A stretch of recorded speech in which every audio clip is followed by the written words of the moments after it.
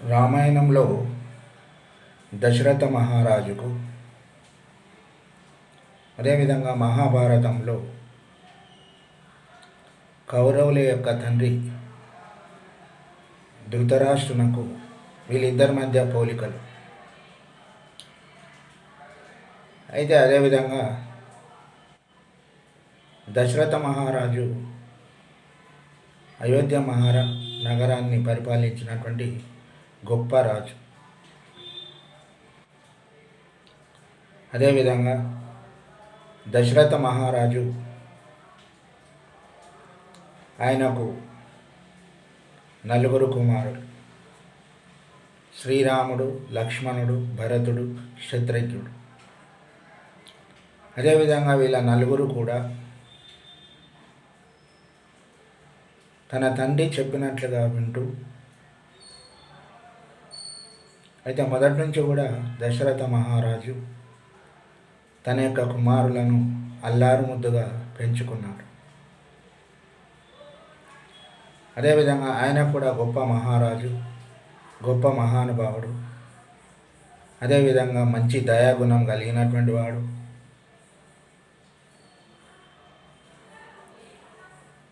గొప్ప మహారాజుగా మంచి పేరు ప్రఖ్యాతులు పొందినటువంటి వాడు. ప్రజలను కన్నబిడ్డల్లా పాలించేవాడు దశరథ మహారాజు.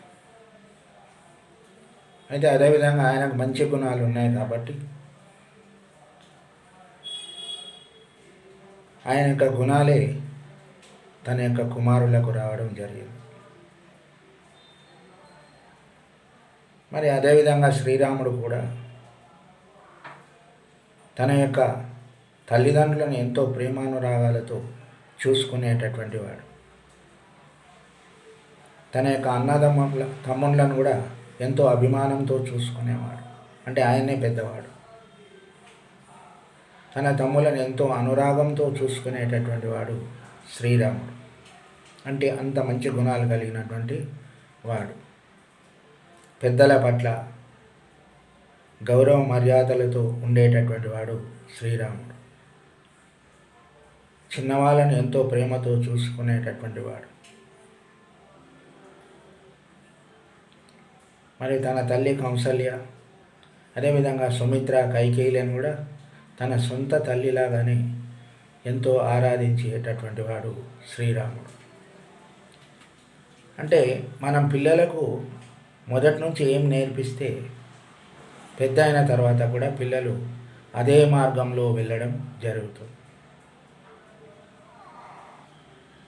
మరియు దశరథ మహారాజు ఎలాంటి చెడు గుణాలు పిల్లలకు నేర్పించలేదు.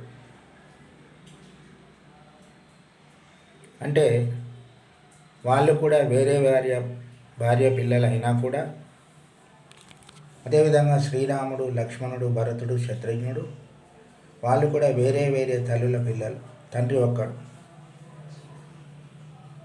అయినా కూడా దశరథ మహారాజు మంచి ప్రేమానురాగాలతో వాళ్ళని పెంచాడు కాబట్టి వాళ్ళ లోపల కూడా ఎలాంటి, అంటే నువ్వు వేరే అమ్మ కొడుకు, నువ్వు వేరే అనేటటువంటి భేదాలు లేవు. అంటే ఏదైనా కూడా మన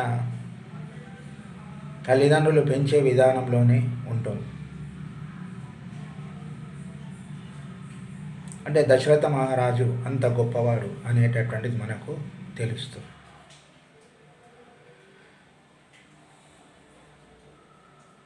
మరియు కౌరవులలో చూసుకున్నట్లయితే మరియు ధృతరాష్ట్రుడు, ఆయనకు 100 మంది కుమారులు. మళ్ళీ ఆయన తమ్ముని కుమారులు, పాండురాజు యొక్క కుమారులు, వాళ్ళు 5 మంది మాత్రమే: ధర్మరాజు, భీముడు, అర్జునుడు, నకులుడు, సహదేవుడు. మరియు ధృతరాష్ట్రుని యొక్క కుమారులు 100 మంది. అంటే వాళ్ళ కొంతమంది మాత్రమే మనకు తెలుస్తారు: దుర్యోధనుడు, దుశ్శాసనుడు. అయితే మొదటి నుంచి కూడా ధృతరాష్ట్రుడు మంచి లక్షణాలు కానీ అటువంటివి నేర్పించలేదు. అదేవిధంగా వాళ్ళు పెరిగినటువంటి వాతావరణం కూడా ఆ విధంగా ఉన్నది. దానికి తోడు వాళ్ళ మేనమామ శకుని. అంటే వీళ్ళందరూ కూడా కౌరవులను చెడగొట్టి మరి పాండురాజు యొక్క కుమారులైనటువంటి పాండవులకు రాజ్యాన్ని ఇవ్వవద్దని, వాళ్ళను అరణ్యవాసం పంపాలని, అంటే ఈ విధమైనటువంటి చెడు ఆలోచనలు తెచ్చినటువంటి వాడు శకుని మామ. అంటే ఏదైనా కూడా మనం పెరిగే వాతావరణాన్ని బట్టి, మన వాళ్ళు చెప్పేటటువంటి దాన్ని బట్టి మన బుద్ధులు కూడా మారుతుంటాయి.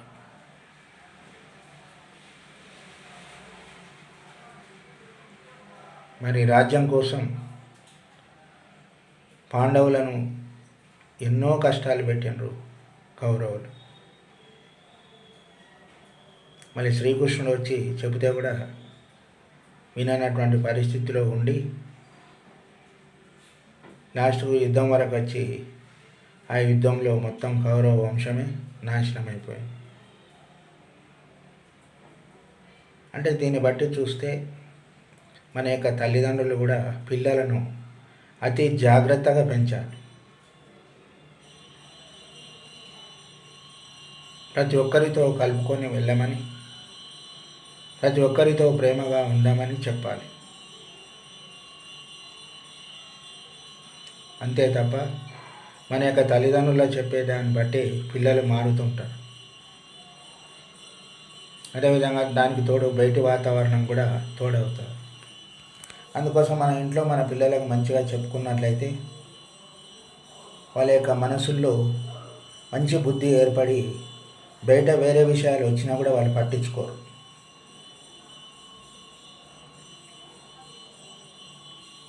మరి శ్రీరాముణ్ణి వనవాసం పంపిస్తారు.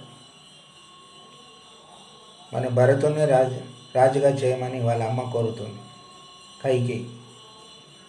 కోరినా కూడా శ్రీరాముడు నేను ఎందుకు వెళ్ళాలి, నేను పెద్ద కొడుకును, నేను రాజ్యాన్ని పాలించాలి అని అనవచ్చు కదా, కానీ అనలేదు. ఎందుకంటే నేనైనా నా తమ్ముడైనా ఒక్కటే అనేటటువంటి అభిమానం ఆయన లోపల ఉంది.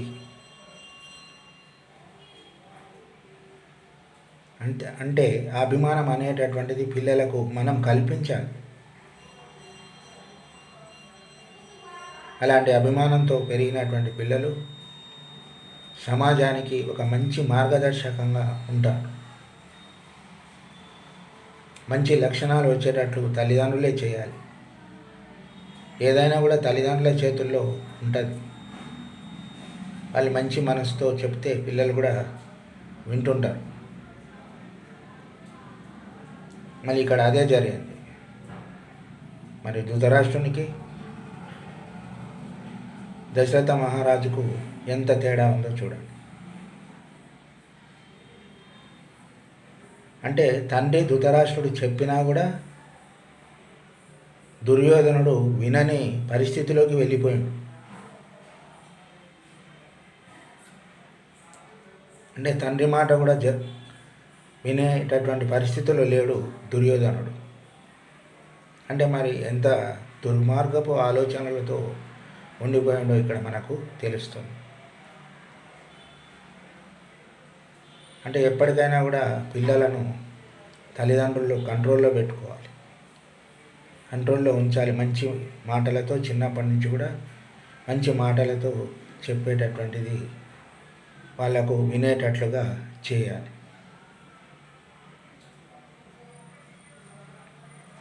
ఆ విధంగా చేస్తే మరి సమాజానికి, తల్లిదండ్రులకు, ప్రతి ఒక్కరు కూడా వాళ్ళు మంచి పేరు తెచ్చినట్టుగా ఉంటుంది. అదేవిధంగా వాళ్ళ యొక్క భవిష్యత్తులో కూడా మంచిగా అభివృద్ధి చెందడం జరుగుతుంది.